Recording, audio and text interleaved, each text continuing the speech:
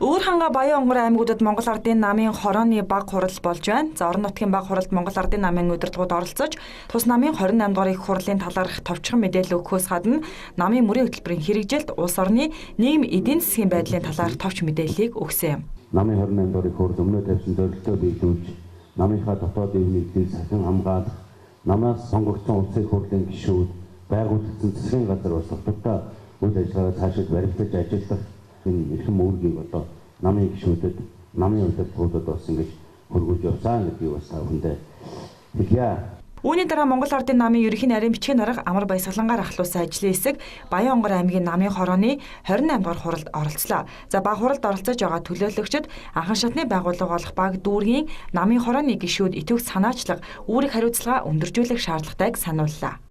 Одоо хамгийн гол нь бид нэр энэ сайн дүрмээ хэрхэн яаж хэрэгжүүлэх вэ гэдг нь бол биднээс энэ намын гишүүдэд шалтгааллах ёстой. Тийм учраас намын гишүүдэд дүрмээ сайн танилцуулах, ухуулах, дүрмээ биелэлтэн дээр одоо хяналт тавьж анхаарч ажиллах нь хамгийн чухал байна да.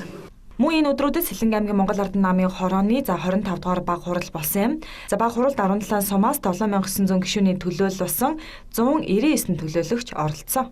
Сэлэнг аймагт ажиллаж амьдарч байгаа жирийн намын гишүүдийнхаа үүрэг гаргадаг бүх бүтээгдэхүүнийг одоо бодлогож авах, борлуулах энэ зах зээлийн олох тал дээр бид бас намын хэмжээнд бодлого барих ёстой.